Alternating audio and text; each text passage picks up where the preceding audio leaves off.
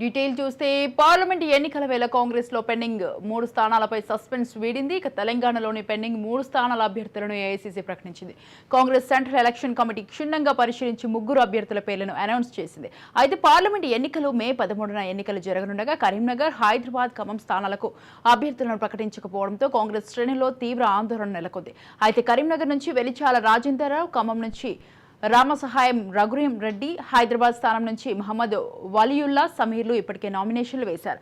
అభ్యర్థులను ప్రకటించక ముందే నామినేషన్లు వేయడంతో కాస్త గందరగోళం నెలకొన్న ఎన్నికలకు కాంగ్రెస్ అఫీషియల్ గా పేర్లు ప్రకటించడంతో ఉత్కంఠకు తెర దించినట్లయింది.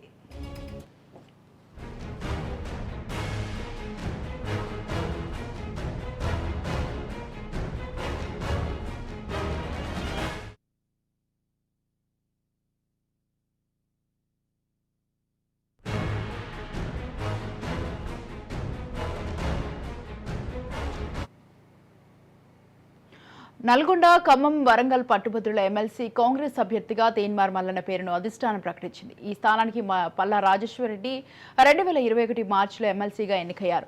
2027 మార్చి వరకు పదవీ కాలం ఉంది. గతేడాది జరిగిన అసెంబ్లీ ఎన్నికల్లో ఆయన బీఆర్ఎస్ నుంచి జనగామ ఎమ్మెల్యేగా గెలవడంతో ఎమ్మెల్సీ పదవికి డిసెంబర్ 9న రాజీనామా చేశారు. ఈ క్రమంలో ఈసీ ఈ స్థానానికి 6 నెలల్లో ఎన్నికలు నిర్వహించాల్సి ఉంది. త్వరలోనే ఈసీ స్కెడ్యూల్ రిలీజ్ చేయనుంది. ఈ క్రమంలో కాంగ్రెస్ తమ పార్టీ అభ్యర్థిగా తీన్మార్ మల్లన్నను ప్రకటించింది. నల్గొండ, ఖమ్మం, వరంగల్ పట్టుభద్రుల ఎమ్మెల్సీ కాంగ్రెస్ అభ్యర్థిగా తీన్మార్ మల్లన్న పేరును అధిష్టానం ప్రకటించింది.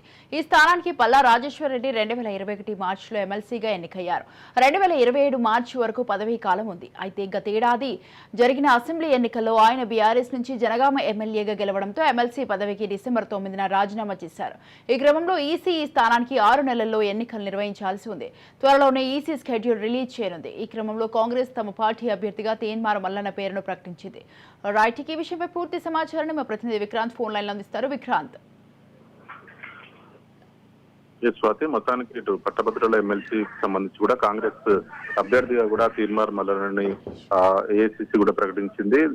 మొన్నటి జరిగినటువంటి పట్టభద్రుల ఎన్నికలకు సంబంధించి కూడా పల్లా రాజేశ్వర్ రెడ్డి గెలిచారు. తను ఎప్పుడైతే జనగాంకు సంబంధించి కూడా బీఆర్ఎస్ పార్టీ నుంచి ఎమ్మెల్యేగా గెలిచిన నేపథ్యంలో ఆ స్థానానికి తను రాజీనామా చేశాడు. ఈ నేపథ్యంలోనే దానికి ఎన్నికల నోటిఫికేషన్ ముందుకే కూడా కాంగ్రెస్ పార్టీ ఎప్పుడైతే ఈ ఎంపీ అభ్యర్థులు ముగ్గురు ఎంపీ అభ్యర్థులను కూడా ఇప్పుడు ఖమ్మం, కరీంనగర్, హైదరాబాద్ ఈ 3 ఎంపీ అభ్యర్థులను ప్రకటించిన నేపథ్యంలో ఇదే విధంగా ఖమ్మం, నల్గొండకు సంబంధించిన పట్టభద్రుల ఎమ్మెల్సీ స్థానాన్ని కూడా తీన్మార్ మల్లన్నని అభ్యర్థిగా ప్రకటించడం జరిగింది. ఏదేమైనప్పటికీ గతంలో మన జరిగినటువంటి ఈ ఎమ్మెల్సీ సంబంధించి కూడా తీన్మార్ మల్లన్న సెకండ్ ప్లేస్ వచ్చాడు.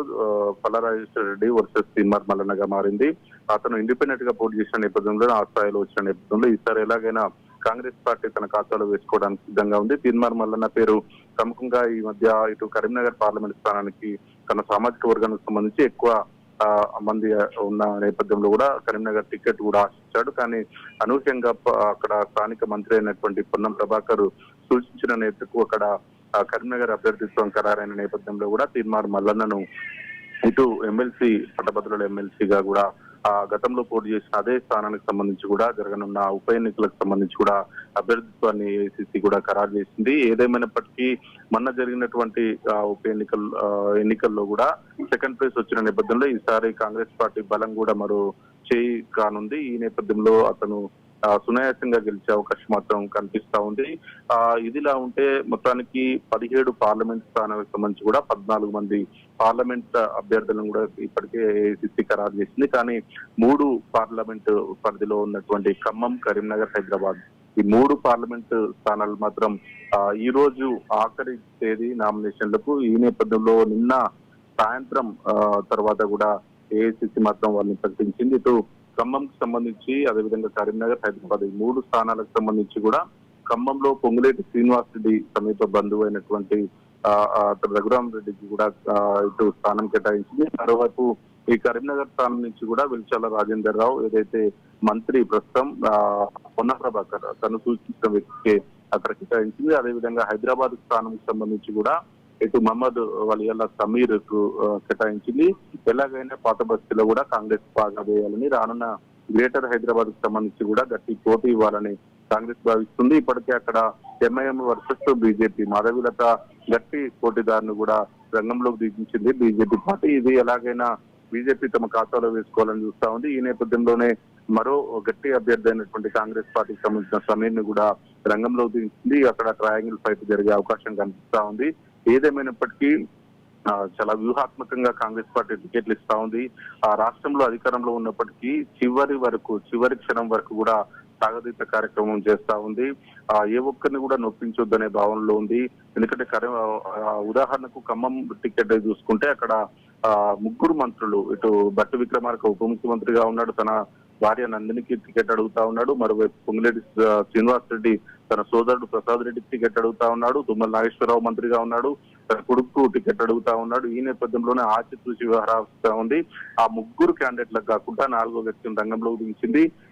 అయినప్పటికీ పొంగులేటి శ్రీనివాస్ రెడ్డికి సంబంధించి అతని వియంకుడు, అదేవిధంగా హీరో వెంకటేష్ కూడా తన కూతుర్ని కూడా వీళ్ళ కొడుకు కూడా ఇచ్చిన పరిస్థితి కనిపిస్తా ఉంది. ఏదేమైనప్పటికీ రాష్ట్రంలో 17 పార్లమెంట్ స్థానాలు ఉన్న నేపథ్యంలో 14 నుంచి 15 స్థానాలు వ్యవస్థం చేసుకోవడం, అదేవిధంగా రానున్న పట్టభద్రుల ఎమ్మెల్సీకి సంబంధించి కూడా తీర్మార్ వల్లలను విజయకేతనం ఎగరవేసే దిశగా మాత్రం కాంగ్రెస్ పార్టీ పయనిస్తా ఉంది. Swathi. Right, thank you Vikrant, thanks for the details.